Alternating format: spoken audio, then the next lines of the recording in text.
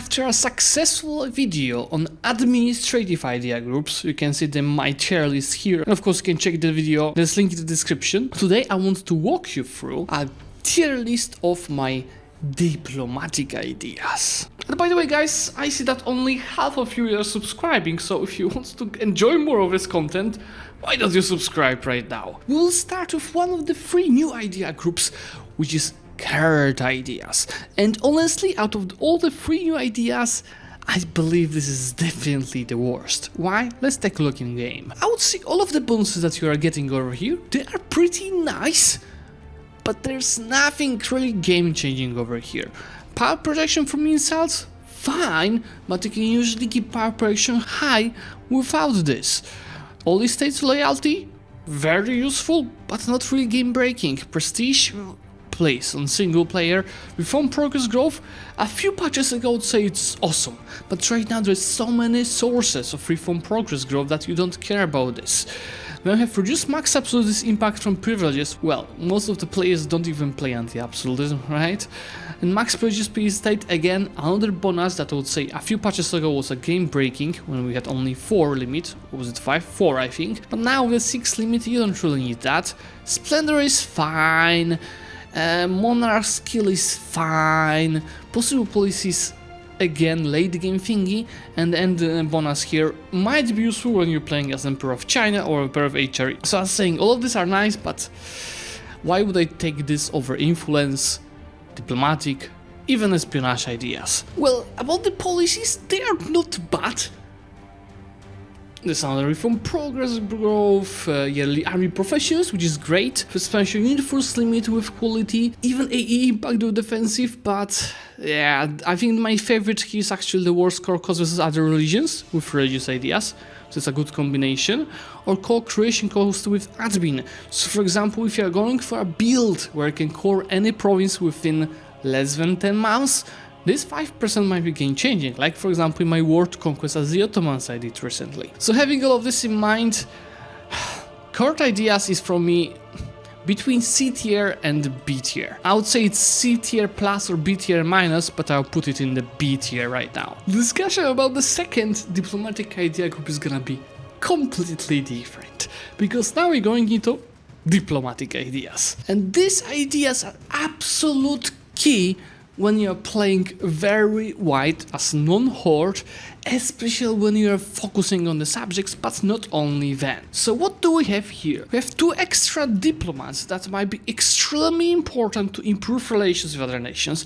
to annex your subjects, or even send many peace deals at the same time. We've got improved relations, which you can see on the screen, that allows to reduce amount of the expansion we are having. Advisor cost is something not game breaking but nice, same for the diplomatic tech cost.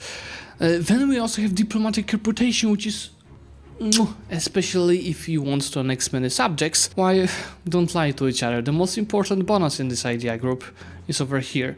20% province war score cost, which plays of course very well with the Age of Reformation bonus for the province war score cost versus other religions.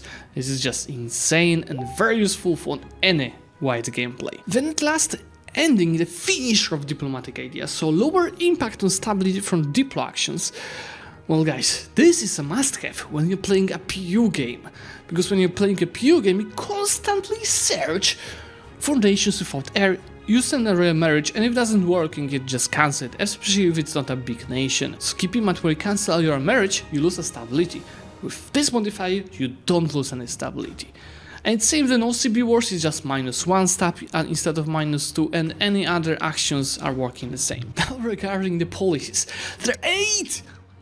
Let me reply myself. 8! Different policies giving you diplomatic reputation, so almost no matter what kind of idea group you take, you are almost sure to get diplomatic reputation, which is making vassals playstyle even nicer. And if you combine Diplo ideas with humanist ideas, you can actually stack 75% bonus to improve relations, which might be a key in Central Europe in early game. Just take a look, 25% here, 30% here, and then of course the policy that's giving another 20%. So just a reminder how I decide the tiers. It's based on in how many types of the gameplay it's super useful. And it's the more super useful it is in the particular type of the gameplays, the higher it can get, and the more gameplays, the even higher it can get. So for the DIPLO ideas, it's super important for any wide gameplay because of the Promise Wars caucus and the diplomats. It's super important in the subject gameplay because the diplomatic reputation, the diplomats, and everything else. And it's even more important when you play for the PUs because the last bonus that I just mentioned. So having this in mind, DIPLO is an absolute S tier for me. The only thing that DIPLO does not have is usage for multiplayer. That's why I could place it in A tier, but I feel like many people would kill me if I did so. Third idea group to discuss is an idea that is, I feel like, updated every single patch, maybe every other patch. So Espionage. This used to be a completely useless idea, but over time it really got plenty of nice bonuses. Let's take a look at them. So Espionage starts with a possibility to transfer subjects peace treaty for a half a cost, so it's super useful if you want to, let's say, steal Norway from Denmark, or you can claim an entire state. So it also allows you faster expansion when you don't have a mission tree with plenty of states, you don't have religious ideas, or you're not a horde. And then you have one of the most important bonuses here, so 20% AE impact, which is massive, and it might be super useful in early game, especially in the highly developed areas with little religions, like for example HRE. And then spy network construction, 50% is massive, so again, if you're a nation with not many claims, this is super important. While siege ability obviously is making your wars a bit faster, but 10% is not that much. Then another diplomat, and it's the same case with the diplomatic ideas. More peace deals, more improved relations, more subjects to be annexed, while advisor cost is similar to innovative ideas, and it's wrong like many people said, yeah, advisor cost equals more saved mana. No, advisor cost equals less money spent on mana, because if you won't know how to manage your mana, you have high level advisors anyway, especially that there are plenty bonuses to advisor cost in game besides the idea groups. Going further, spine detection is useless. Corruption might be nice. Minus 0.2 is pretty big, so you don't have to spend anything when you have a high overextension or something. Privateer efficiency, yeah, maybe if you're trolling as a navy, the nation, chance to capture enemies. I feel like this bonus is pretty random and not matching espionage ideas. While the last one, blackmailing, I think, and that was added, I believe, right now. And I think this is having a huge potential, very interesting type of the game, where you expand without really doing wars. So you expand by pen, because vassalizing acceptance is allowing you to, for easier, DIPLO vassalized nations. So for example, if playing as Ottomans, you might try taking and creating eyalet peacefully. Monthly favor growth modifiers is also nice when you have strong nations, so it's rather for someone that is smaller and needs these favors on the others. While the finisher is rebel support efficiency, so I would say trolling efficiency pretty much, and spy action cost modifier, which is I think also a new one and pretty nice. So these bonuses are pretty nice. I would say even they're really nice, but you know what's the biggest, again, disadvantage of Espionage? It's competition. Because you're playing this type of the game, you're competing with diplomatic and influence ideas. And especially the S tier diplomatic is a tough competition, right? But Espionage has some more advantages, which are policies. So if you take offensive and infrastructure ideas, we can get additional 75% spy network construction, on top of 50% that you have in Espionage. It's almost a must-have when you are LARPing a CAF nation, as you can get 20% CAF compatibility together with Horde and Aristo ideas. Yes, you can combine both. So it's pretty often taken in actual MP gameplay, and I think when I'll be releasing my Scandinavia video soon, I might be taking Espionage there. So you should watch it. Underworld noticing policies, combination, of course, there's plenty of them. I'm not gonna walk you through all of this. Another one worth noticing is combination of quantity and Pluto, which is total of 30% maximum power modifier. Couple of patches ago, another story, I would again say it, not really much, but since they nerfed manpower from quantity, they nerfed manpower from the estates, they nerfed sources of the manpower, this 30% is really nice and worth noticing. So having all of this in mind, I will put espionage ideas in A tier. And now I feel like this is another idea group that is great for the discussion in the comment section. Same as we did with Inno ideas. Thank you so much for all of your comments. I do not agree with many of them, but discussion is what makes us smarter for each other. Tell me, guys, what kind of the tier is Espionage for you? Is it still a B tier, like it was for ages, or is it A tier already for you? Or maybe it is an S tier. And especially if you say S or B, so the other tier than I said, so A, tell me in comments why. Another idea group to discuss is exploration.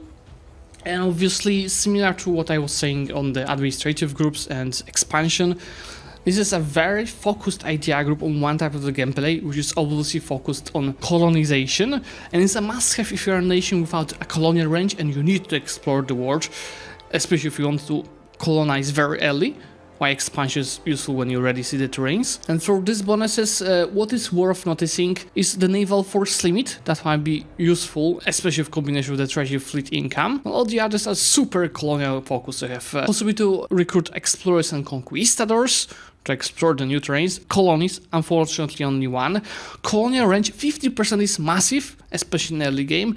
Settlers increase, trained company bonuses, settlers chains, and you're ending with possibility to fabricate claims overseas in colonial regions. So also pretty useful if you want to start your expansion in the new world. Now, the policies are super focused on colonization. Most of this, same as with DIPLO ideas, most of them were giving DIPLO reputation. Here, pretty much all of the policies, almost all of them, are giving you the colonial bonuses. While one very much worth noting here is 20% manpower modifier with aristocratic ideas, which I think was brought by some of you in the first video. So this is pretty much the same story as expansion, and I personally rank exploration a bit lower than expansion, but it's still a B tier level.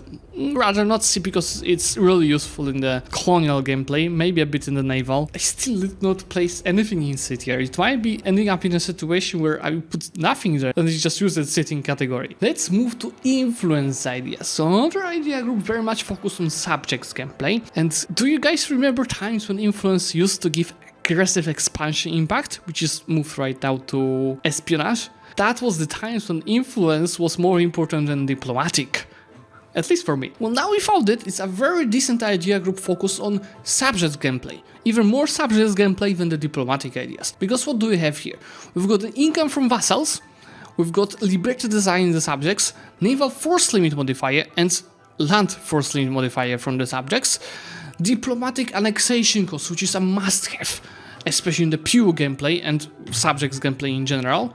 And remember, with a combination of admin ideas, I'll speak that right away, with combination of admin ideas, we're getting another 15% diplomatic annexation cost. So these two really play together nicely. Then we have more diplomatic reputation, diplomatic relations, and von travel time is something that should not be underappreciated, especially in the white gameplay, because when you're piecing out many of nations with capital far away from you, and for travel time might end up saving a lot of time. Then liberty desire from subjects development, so you have liberty desire twice, while it's ending with unjustified demands. So in the situations where expanding a lot, you're not a horde, you don't have a claims, this is saving thousands of Diplo points. For the other policies worth mentioning, you can stack 450 potential vassals force limit contribution. Which is massive.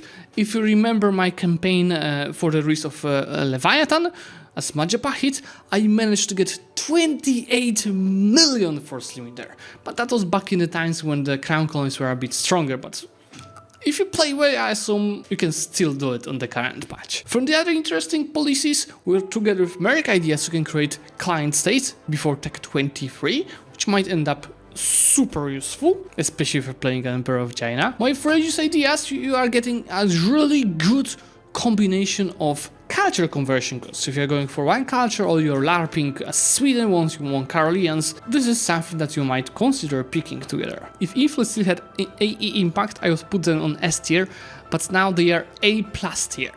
On par with admin probably, depending on your gameplay. These two are both really strong and nice. Another one is Maritime. So let's go to the game and let me show you what kind of bonuses Maritime is giving. So Maritime ideas is like a quantity idea of naval. let's take a look what's giving. Trade range and naval attraction from projecting trade, more sailors, marines force limit, so it might be good in the case when you're LARPing with your marines, global ship repair, sailors maintenance, naval force limit, trade power, ship cost, admiral cost, global naval engagement, blockade efficiency, and fleet movement speed, while you can repair your ships in the coastal seasons. Really, a quantity of naval. And if you're experienced enough, you probably already understand that with good gameplay, with good construction on your navy, up to date, and with good movements on your navy, you can defeat anyone, even Great Britain, with the right gameplay without naval or maritime ideas. I see two cases where this idea group is good. One, LARPing, naval colonial nation, also with marines, and two, multiplayer games, because in most of the MP communities, naval ideas are banned. They're just too strong for the navy. Then naval nations just go for the maritime instead. And the maritime policies are having plenty of good quality modifiers to your navy. Like for example, with quality ideas, you have more of navies. And remember, quality ideas also give plenty of bonuses to your navies. So these two are making your navy pretty strong. I'm not gonna tell much more about this idea group. And guys, I'm changing my mind. It's C tier. C tier. C tier. Last but not least, we've got trade ideas. First, I'll walk you through the bonuses it's giving, and then I'm gonna tell you my honest opinion on them. So we've got a global trade power, which is not really much overpowered. We've got a merchant, which is important, but not super important right now. I'll tell you in a second why. Trade range, rather useless. Trade efficiency is great, but it's just 10%. And cost to promote mercantilism. Who is promoting mercantilism, guys? Merchant trade power? Okay, but for smaller nations. Bigger nations don't need this modifier. Trade steering, again, it's pretty much the strongest trade modifier, but only in a very long trade route. I'm speaking about 15 plus merchants doing a route. Otherwise, it's not giving you much. Caravan power is really good, especially for nations with a lot of inland trade nodes, when the ending is another merchant and merchant guilds right equilibrium. Then, of course, most of the policies are again focused on your economy, plenty of trade efficiencies, interest per annum, with innovative, which we really love, plenty of merchants, goods produced modifier of quantity, you see it's left from 20% to 15%, another 10% religious. So they're great. And I would say they are great for less experienced players, yes and no. Because, you know, just more merchants you can put everywhere if you are expanding a lot and you don't know how to manage your economy and everything. Trade ideas might save you, okay? But more experienced players who probably agree with me, I would see one major change in the game. That's nerfed trade ideas from A tier to lower. And this is changing how trade companies work. So there used to be times where you could only put trade companies in, you know, pretty much Southeast Asia. Now, as you remember, you can put a trade company if a province is outside of subcontinent, so you see the map of subcontinent, of your capital. So if you're in Western Europe, you can put it everywhere except Western Europe. And the trade companies is giving you plenty of merchants with a very low cost, because on a minimal, you just add trade centers to the trade company, very low gov capacity cost, you're getting plenty of trade power, you're getting a merchant, and you're getting plenty of more economy. So why do you need trade ideas? Especially if you play well, you place your trade companies correctly, and you expand in the right directions to flow the trade into the right trade nodes. That's why I'm very sorry, guys, but I used to respect trade ideas a lot. Right now, I take them as B tier idea group. And again, if you are a lower experienced player, it might be A tier for you. I understand that, but more experienced players will probably agree with me. Okay. This is looking nicer and nicer, especially that we are about to go into third part of this guide with the military idea groups, which is gonna be the most interesting. I'll be focusing a lot on the MP stuff as well. So guys, if you do still enjoy these videos, these guides, and you want me to record more, let me know by liking this video, because it helps with the guide of algorithm. I'm reminding you, of course, about the discussion about espionage ideas in the comment section, and of course subscribe to the channel to get notified about the future videos. And one more thing, pinned comment and description, there's a whole playlist of what I call EU4 ABC, which is all of my knowledge sharing for you guys. Bye!